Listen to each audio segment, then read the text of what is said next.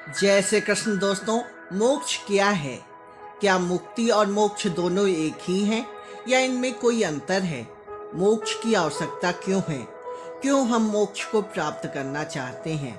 क्या माया से मुक्ति मोक्ष है या कर्म बंधन से मुक्ति मोक्ष है?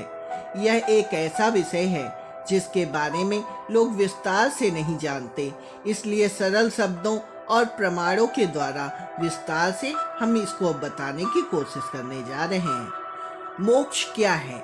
इसे आसानी से समझने के लिए पहले दुख को समझना होगा।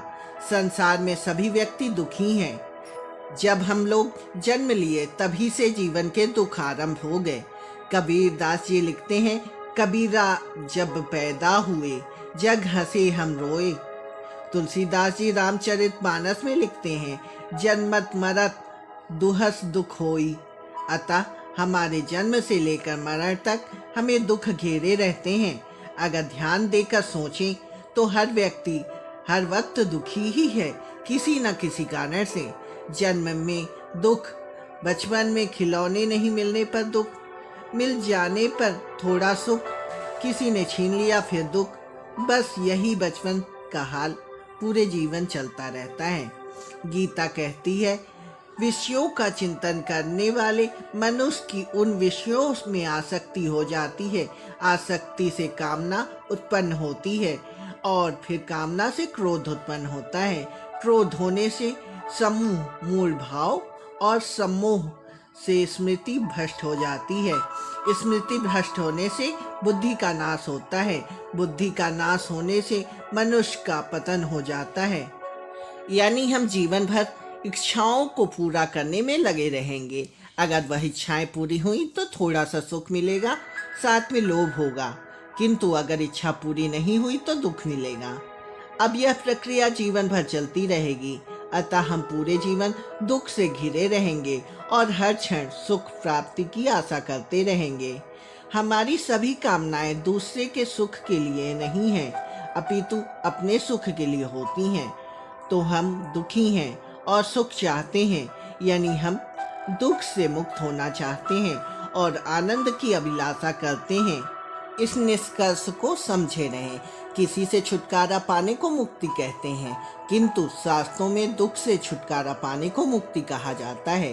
शास्त्रों के अनुसार मुक्ति दो प्रकार की होती है, अनित्य या क्षणिक दुख से निवृत्ति या नित्य दुख निवृत्ति। अनित्य या क्षणिक दुख निवृत्ति में कुछ देर के लिए दुख दूर हो जाता है, जैसे जब मनुष्य सो जाता है या ध्यान की अवस्था में होता है, उस समय उसे किसी प्रकार का दुख नहीं होता। किंतु जब ध्यान खुलता है, जागृत अवस्था में आता है, तब काम, क्रोध, लोभ आदि दुख पुनः घेर लेते हैं। अतः अनित्य या क्षणिक दुख निवृत्ति को प्रायः मुक्ति कहा जाता है, यानी कुछ पल के लिए दुखों से छुटकारा मिल जाता है। नित्य या शाश्वत दुख निवृत्ति को मोक्ष कहते हैं, यानी सदैव के लिए दुखों से मुक्ति और आनंद दोनों मिल जाने को मोक्ष कहते हैं। यानी मोक्ष एक ऐसी अवस्था है जिसमें व्यक्ति सदा के लिए दुखों से मुक्त हो जाता है और सदा के लिए आनंद से युक्त हो जाता है। तो सदा के लिए दुख से मुक्ति और आनंद की प्राप्ति ही मोक्ष है। अब वेदों के शब्दों को समझते हैं कि मनुष्य दुखी क्यों है। वह दुखी इसलिए है क्योंकि मनुष्य इस माया के लोक में उसके अधीन है। मनुष्य माया के लोक में यानी इस संसार में क्यों है? उत्तर है अपने कर्मों के कारण। वो कर्म करता है, इसलिए कर्म बंधन में बंधता जाता है, जिसके कारण उसे पुनः जन्म लेना पड़ता है। वेदों में कहा गया है, वह पुण्य कर्मों के द्वारा पुण्य लोक में जाता है, पाप कर्मों के द्वारा नरक और पाप तथा पुण्य के मिश्रित कर्मों में पुनः मनुष्य के रूप में जन्म लेता है। यानी मनुष्य अपने कर्मों के कारण कभी पुण्य लोक, कभी नरक लोक और कभी मनुष्य लोक में भटकता रहता है, अर्थात वह पुनः जन्म के बंधन में फंस जाता है। दूसरे शब्दों में कहा जाए, जीवात्मा इस जगत के विषयों का भोक्ता बनकर रहने के कारण प्रकृति के अधीन असमर्थ है, इसमें बंध जाती है और उस परमेश्वर को जानकर सब प्रकार के बंधन से मुक्त हो जाता है। यानी मनुष्य माया के अधीन है और असमर्थ है। इस माया से मुक्त होने में तथा मनुष्य बहुत प्रकार के बंधनों में बंधे हुए हैं, जैसे माया का बंधन, त्रिकर्म का बंधन, त्रिदोष का बंधन, पंचकोश का बंधन, काल का बंधन इत्यादि का भी बंधन है। तो इन बंधनों की मुक्ति का नाम ही मोक्ष है। अब हम समझ चुके हैं कि कर्म ही मूल कारण है। यदि मनुष्य सभी कर्मों से छुटकारा पा लेता है तो मनुष्य को मोक्ष मिल जाता है। लेकिन कर्म करने वाले मनुष्य माया के त्रिगुण के अधीन है, सात्विक कर्म, राजस कर्म और तामस कर्म। अतः यदि मनुष्य को सभी कर्मों या कर्म बंधन या पुनर्जन्म से मुक्ति मिलती है तो मोक्ष की प्राप्ति होती है।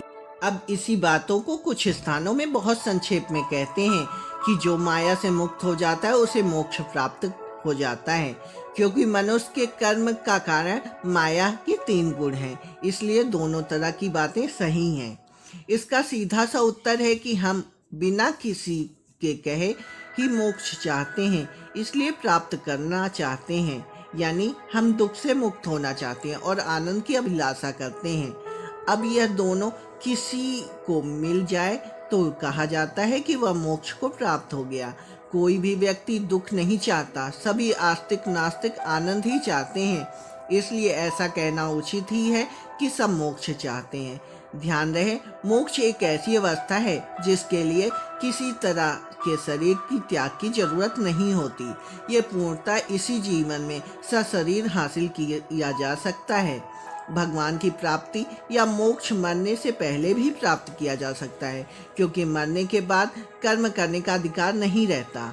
मरने से पहले मोक्ष की अवस्था किसी को प्राप्त होगी, तभी वो मरणोपरांत परम गति को प्राप्त होगा।